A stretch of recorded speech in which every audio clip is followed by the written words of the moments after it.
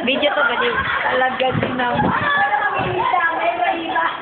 Mingi to ka, madilim eh. Hindi ka na yung makita. Hindi ma... naman sa harap. Oh, alam mo naman ang kulay mo eh. Ito may pansit. Wag bawal. May pansit. Ano po yung mga bago kong panindahan mo? Diyan ka lang, diyan ka lang.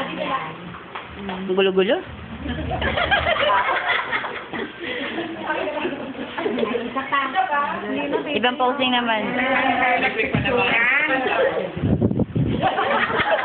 Buti ka nga.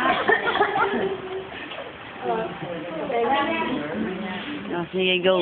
Ano mo sa kasaksan? Una po sa lahat, salamat. Iyak na naman ako. Kasi kahapon pa ako nalinis po. Sabi kasi nila may meeting, inaantay ko yung mga picture ng mga... Simang kasi hindi nilabas yung memo eh. Sabi kasi siguro pag kailangan ako ng lahat. Eh kasi, narampan mo. Bakit kaya? Talagang sobrang thankful ako ako napunta. Yung mga nandito, mga totoong tao, pagka hindi nila... Hindi lang ba ikaw nyo to? May nagawa kang mali. Sabi ni Sarah, ikaw Talagang naman. sasabihin ko sa'yo. At maganda naman yun. Ako open Hindi ako. ako. Hindi ako ginagalit. Ako kasi yung mga nandito, talagang masasandalan mo. Pagka nagtanong ka, hindi ka nila pagkakaitan kung anong dapat mong malaman, sobra pa nga doon yung ipoprovide nila sa'yo. Tsaka, natutuwa ako na nandito kayo para magbigay ng good luck, kumbaga yung message niyo sa akin. Alam ko na hindi niyo masabi yung iba, pag nasa inyo na yung mic, siguro nakakalimutan na yung sasabihin. Pero ramdam ko po yun. Ramdam ko po yun. Kahit hindi po kayo magsalita, alam ko po yun.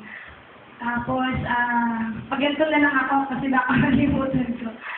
Sir Antonio, thank you. Kasi palagi kang tumutulong, tsaka masyado kang soft-spoken.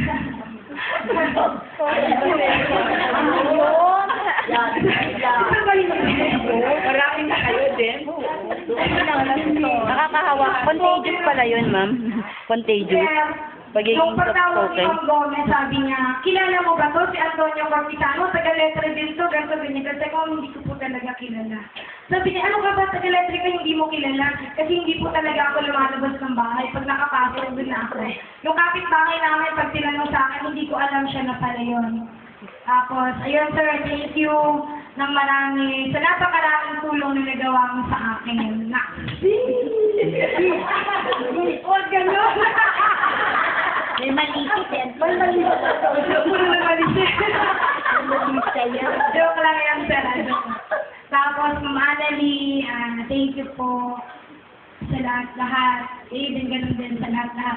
Hindi ko maisa-isa. Ano ba tanda ko kay Ma'am Annalie? Lakad niya siya. So, di ba? Ingit ako dyan. Ingit ako pag naglalakad dyan. Makakasati. Tapos, pag liningan, Ma'am Annalie. Kakaiba, tayo, kaya sa pamagaling yun,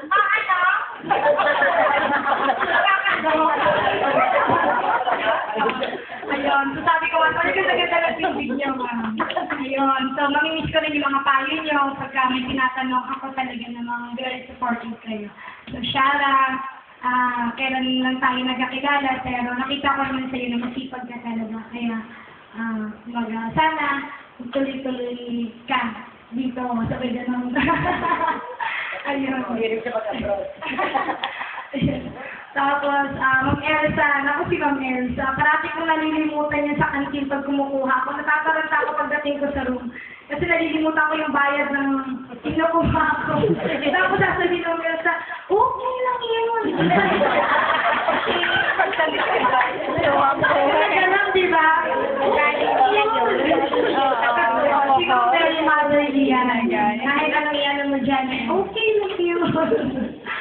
Tapos si Sir Lopez, ayan. Naalala ko ako, nagsusumbong ako sa inyo.